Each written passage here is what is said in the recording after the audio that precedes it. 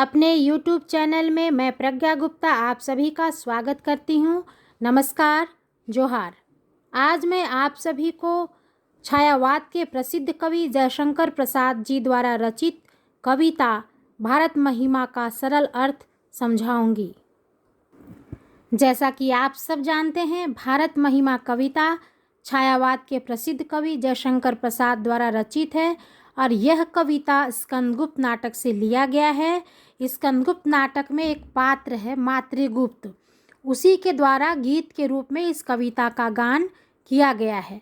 इस कविता में भारत के गौरवशाली अतीत का गुणगान किया गया है।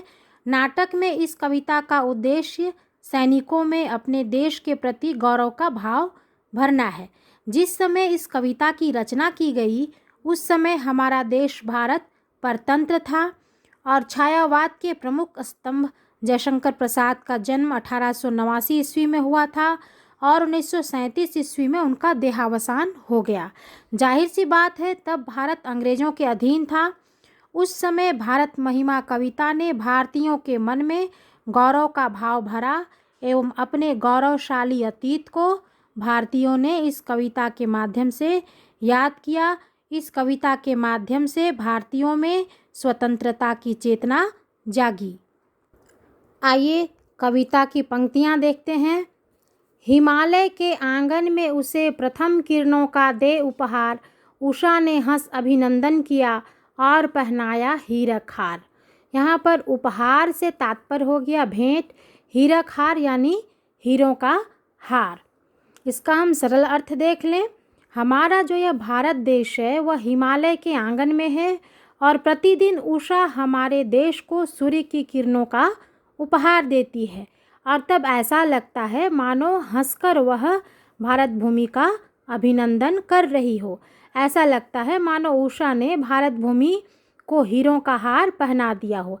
ऐसा इसलिए भी क्योंकि जब प्रातःकालीन सूर्य की रश्मियाँ ओस की बूंदों पर पड़ती हैं तो वह हीरे की तरह चमक उठती हैं। इस पंक्ति में कवि जयशंकर प्रसाद ने उषा का मानवीकरण किया है और ऐसा दिखाया है कि जो प्रातःकालीन बेला है उषा है वह हंसकर भारत भूमि का अभिनंदन करती है। आइए अब हम आगे की पंक्तियाँ देखते हैं। कवि कह रहे हैं, जगे हम लगे जगाने विश्व, लोक में फैला फिर आलोक, व्योम तम पुंज हुआ तब नष्ट, अखिल संस्कृति हो उठी अशोक। यहाँ पर व्योम का तात्पर्य हो गया आकाश, अंतरिक्ष, तम यानी अंधेरा, पुंज यानी समूह, अखिल यानी संपूर्ण और संस्कृति यानी संसार, सृष्टि, अशोक यानी शोक रहित। तो इस पद का सरल अर्थ हुआ, सबसे पहले ज्ञान का उदय भारत में ही हुआ, यानी जगे हम लगे जगाने विश्व। सबसे पहले ज्ञान का उदय भारत में ही हुआ, अर्थात सबसे पहले हम ही जगे, जागृत हुए, फिर हमने पूरे विश्व में ज्ञान का प्रसार किया। लोक में फैला फिर आलोक, हमने पूरे विश्व में ज्ञान का प्रसार किया। इसके कारण समग्र संसार ज्ञान से आलोकित हो गया। और क्या हुआ, व्योम तम पुंज हुआ तब नष्ट।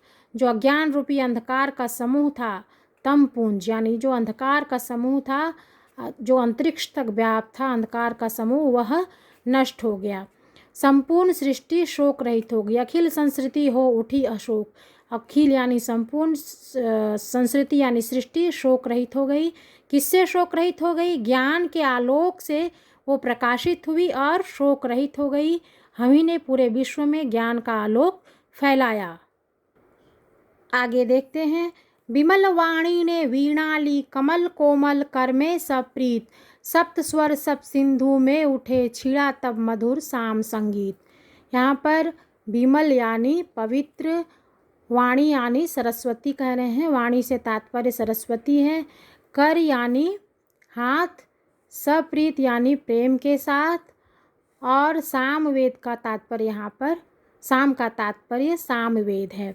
तो इस पद का सरल अर्थ हुआ, वाणी की देवी वीणा ने, वाणी की देवी वीणा पाणी ने इसी पवित्र भूमि पर प्रेम के साथ अपने कमल के समान कोमल करों में, हाथों में वीणा उठाई और उसकी झंकार से सप्त स्वर सब सिंधु में उठे। और उसकी झंकार से सप्त सिंधुओं में 7 स्वरों का मोहक सरगम गूंजने लगा और मधुर संगीत का जन्म हुआ। और तब संगीत के वेद साम वेद का जन्म हुआ, यानी साम संगीत गूंजा। कैसे गूंजा? जब सरस्वती ने अपने हाथों में वीणा उठाई और स्वर छेड़ा, तब सप्त स्वर छिड़े और संगीत का जन्म हुआ। जो सप्त सिंधु है, यहाँ सिंधु का तात्पर्य, सप्त सिंधु से तात्पर्य हो गया गंगा, गोदावरी, यमुना, सिंधु, सरस्वती, कावेरी, नर्मदा, ये नदियाँ और इनका जो तट है, ये इनके प्रदेश में जो आने वाला क्षेत्र है। तो यहाँ पर कवि कह रहे हैं कि विमल वाणी ने वीणा ली, यानी कि वाणी की देवी ने, सरस्वती ने इसी पवित्र भूमि में अपने हाथों में वीणा उठाई और सप्त स्वर छेड़ा, संगीत का स्वर छेड़ा, मधुर स्वर छेड़ा और साम वेद के रूप में संगीत का जन्म हुआ। जो सप्त सिंधु है वह उस मधुर संगीत से झंकृत हो उठा। आगे कवि कह रहे हैं, बजाकर बीज रूप से सृष्टि, नाव पर झेल प्रलय का शीत, अरुण के तन लेकर निज हाथ, वरुण पथ में हम बढ़े अभीत। अरुण यानी गहरा लाल रंग, प्रातःकालीन सूर्य, केतन यानी ध्वज, वरुण यानी जल और अभीत यानी बिना डरे हुए, बिना भयभीत हुए। तो इसका सरल अर्थ हो गया कि हमारे पूर्वजों ने ही प्रलय का शीत झेलकर भी सृष्टि के बीज रूप को बचाया और सृष्टि पर मनुष्य जीवित बच सके। हमें मनु की कथा मालूम है कि सृष्टि पर जब प्रलय आया था, कैसे वो नौका को लेकर ऊंचाई पर गए और किस तरह से उन्होंने अपने को बचाया। अपने साथ बहुत तरह के उनके पास प्रकृति में फल फूल के बीज थे, उनको उन्होंने बचाया। और उसके बाद अरुण केतन लेकर निज हाथ, लाल रंग की ध्वजा ले, यानी विजय पताका ले, हम ऊर्जा के साथ वरुण पथ पर अर्थात जलमग्न पथ पर अभीत होकर अर्थात बिना भयभीत हुए चले और अमरता के पथ पर आगे बढ़ते रहे। या यह भी कह सकते हैं कि प्रातःकालीन सूर्य से ऊर्जा लेते हुए हम अमरता के पथ पर बढ़ते रहे, यानी कि बचाकर बीज रूप से सृष्टि, नाव पर झेल प्रलय का शीत। हमारे जो पूर्वज थे उन्होंने ही प्रलय काल में ही अपने आप को बचाया और प्रलय का जो शीत था उसे झेला। अरुण केतन लेकर निज हाथ, अपने ही हाथों में जो ध्वजा थी, विजय पताका थी, उसे लेकर जल पथ में बिना भयभीत हुए, जलमग्न पथ में बिना भयभीत हुए आगे बढ़ते रहे और आज उसका प्रमाण है हम। आगे कवि कह रहे हैं, सुना है दधीची का वह त्याग, हमारी जातीयता विकास, पुरंदर ने पवी से है लिखा, अस्थि युग का मेरे इतिहास। यहाँ पर दधीची यानी एक महान ऋषि थे जिन्होंने अपनी अस्थियों का दान किया। पुरंदर यानी देवराज इंद्र और पवी यानी इंद्र का प्रधान शस्त्र। तो इन पंक्तियों का सरल अर्थ होगा कि हमने महर्षि दधीची का वह त्याग सुना है जब उन्होंने जातीयता के विकास के लिए, मानव कल्याण के लिए अपनी अस्थियां दान कर दी थीं और तब देवराज इंद्र ने महर्षि दधीची की अस्थियों से बने अस्त्र से असुरों का यानी वृत्रासुर का संहार किया और इतिहास बनाया। एक समय ऐसा था जब देवताओं में त्राही त्राही मची हुई थी, असुरों ने उन्हें परेशान कर रखा था, वृत्रासुर ने परेशान किया था। तब वृत्रासुर को मारने का क्या उपाय है? तो देखा गया कि वो किसी महर्षि की अस्थियों से बने हड्डी से ही उसको मारा जा सकता है। तब दधीची प्राचीन काल के परम तपस्वी और ख्याति प्राप्त महर्षि थे जिन्होंने वृत्रासुर के वध के लिए अपनी अस्थियों का दान किया। देवी देवताओं के मुख से यह सुनकर कि मात्र दधीची ऋषि की अस्थियों से ही निर्मित वज्र से असुरों का संहार हो सकता है, उन्होंने जब यह जाना कि मेरे अस्थियों की आवश्यकता है, तब उन्होंने अपने शरीर का त्याग कर दिया और देवताओं को अपनी अस्थियां दे दी और उन अस्थियों से देवताओं ने अस्त्र तैयार किया और फिर जाकर असुरों का संहार हुआ और इस सृष्टि पर शांति की स्थापना हुई। सिंधु सा विस्तृत और अथाह एक निर्वासित का उत्साह, देह रही अभी दिखाई भग्न मग्न रत्नाकर में वह राह। यहाँ सिंधु यानी समुद्र, निर्वासित का तात्पर्य यहाँ पुरुषोत्तम राम से है, भग्न यानी टूटा हुआ, रत्नाकर समुद्र।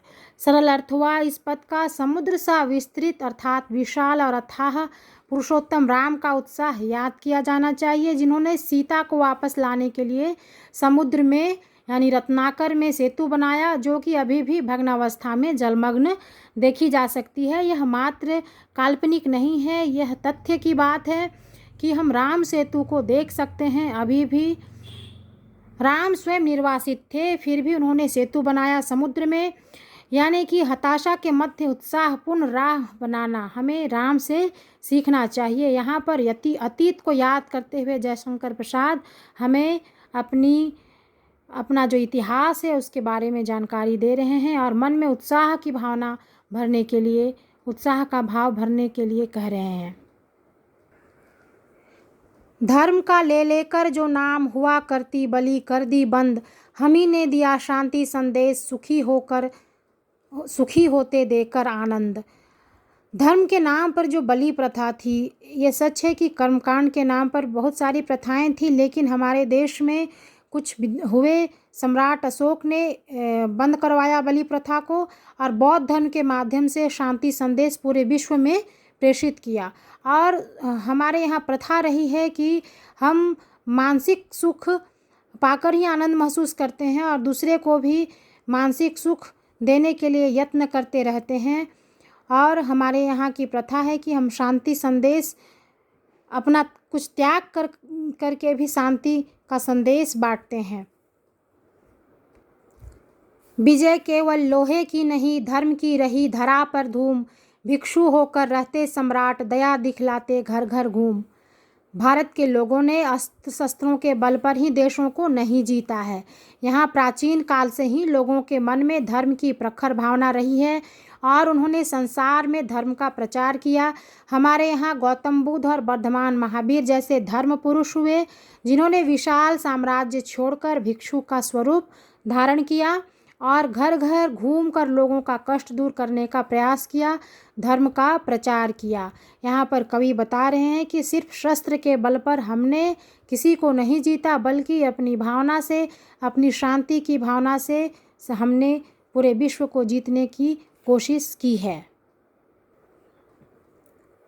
यवन को दिया दया का दान, चीन को मिली धर्म की दृष्टि, मिला था स्वर्ण भूमि को रत्न, शील की सिंघल को भी सृष्टि।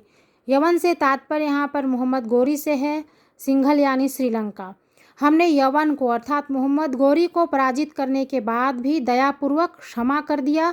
हमारे देश से ही चीन को धर्म की दृष्टि मिली, अर्थात भारत के महान सम्राट अशोक ने अपने पुत्र महेंद्र और पुत्री संघमित्रा को बौद्ध धर्म के प्रचार के लिए चीन और स्वर्ण भूमि अर्थात जावा और शील यानी श्रीलंका भेजा। जावा और श्रीलंका के लोगों को पंचशील यानी अहिंसा, अस्तेय, अपरिग्रह, सत्य और ब्रह्मचर्य के सिद्धांत हम ही ने दिए।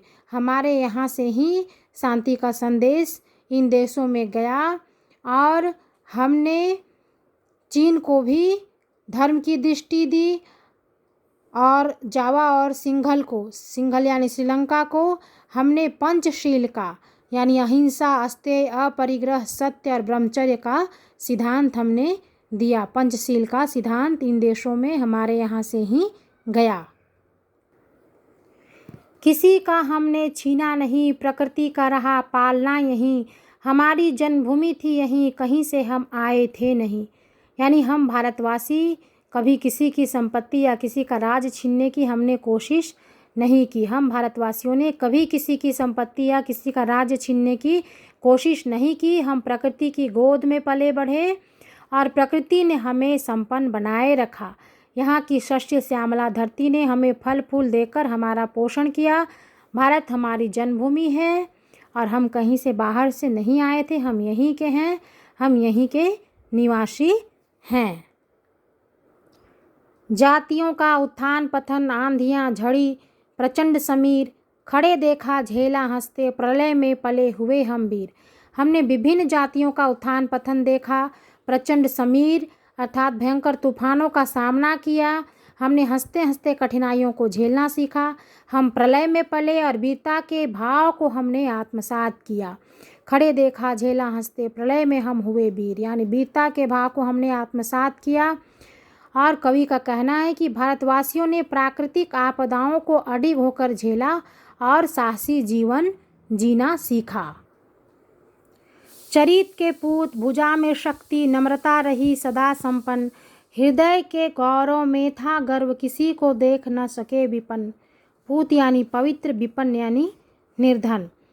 इस पद का सरल अर्थ हुआ कि हम भारतीय हमेशा चरित्रवान रहे हैं। चरित के पूत, हमारी भुजाओं में भरपूर शक्ति रही है। भुजा में शक्ति, भारतीयों में वीरता की कमी नहीं रही। नम्रता रही सदा संपन्न, साथ ही नम्रता सदा हमारा गुण रहा।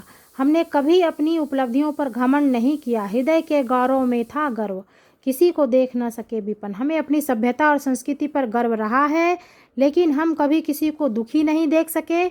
दीन दुखियों की हमने हमेशा सेवा की। जो विपन्न थे, निर्धन थे, उनकी हमने हमेशा सहायता की। हमारे संचय में था दान, अतिथि थे सदा हमारे देव। वचन में सत्य, हृदय में तेज, प्रतिज्ञा में रहती थी टेव। संचय यानी एकत्र करना, जमा करना। टेव यानी आदत, यानी हमने धन और संपत्ति का संग्रह किया, फिर भी वह दान के लिए किया। दान देना भारतीयों का गुण रहा है। हमारे संचय में था दान, अतिथि थे सदा हमारे देव, यानी जो हमारे यहाँ अतिथि आते थे, अतिथियों को सदा देवता के समान माना गया। हम भारतीय सत्य बोलना अपना धर्म मानते हैं। और हमारे हृदय में तेज था, गौरव था। वचन में सत्य, हृदय में तेज, प्रतिज्ञा में रहती थी टेव, यानी हम सदैव अपनी प्रतिज्ञा पर अटल थे।